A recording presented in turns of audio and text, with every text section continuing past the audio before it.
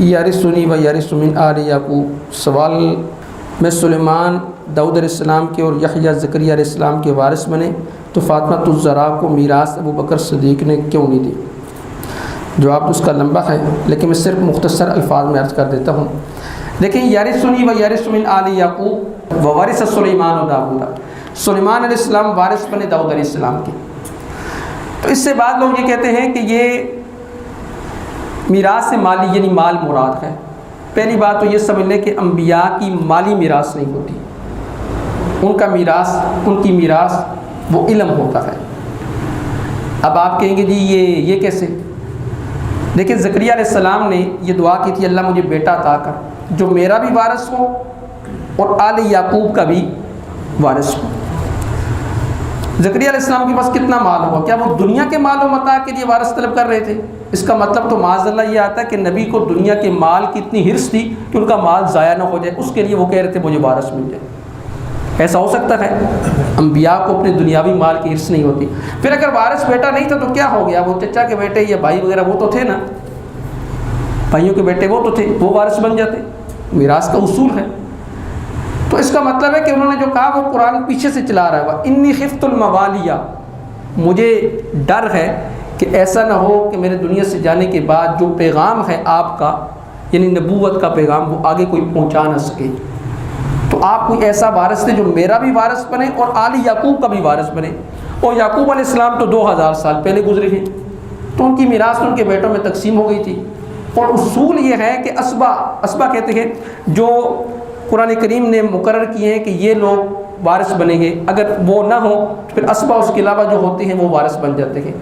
اور ایک ہوتے قریب والے، ایک ہوتے دور والے۔ ایک قریب والا پڑوسی یعنی دور والا پڑوسی، تو قریب والے پڑوسی کی موجودگی میں دور والے کو حق نہیں ملتا۔ تو یحییٰ علیہ السلام تو یہ بالکل دور بنتے تھے، ان کو میراث کیسے ملتی؟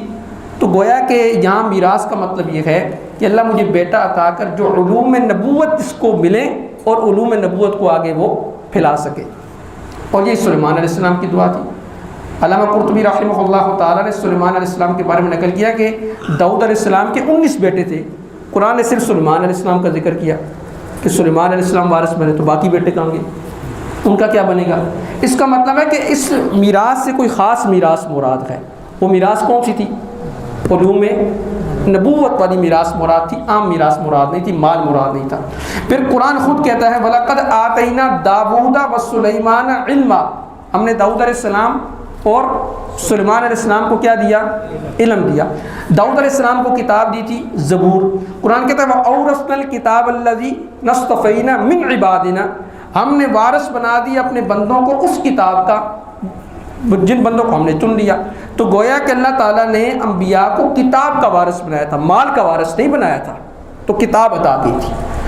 یہی بات اللہ تعالیٰ نے یحییٰ علیہ السلام کے بارے میں فرمائی یا یحییٰ خذ الکتاب بقوہ، آپ کتاب کو قوت کے ساتھ پکڑ لیں۔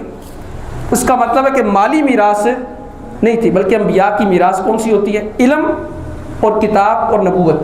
اب داؤد علیہ السلام کی اولاد میں سلیمان علیہ السلام، سلیمان علیہ السلام کی لڑی میں زکریا علیہ السلام، اور زکریا علیہ السلام کے بیٹے یحییٰ علیہ السلام۔ تو سلیمان علیہ السلام بھی اپنے باپ کی کتاب کے وارث بنے اور یحییٰ علیہ السلام بھی اپنے آباء و اجداد کی کتاب کے وارث بنے۔ تو یہاں میراث سے مراد کیا ہے؟ کتاب اور علم مراد ہے۔ اور 1400 سال کے مفسرین نے یہاں پر یہی معنی کیا ہے کہ یہاں میراث سے مراد علم اور علوم نبوت ہے، مال مراد نہیں ہے۔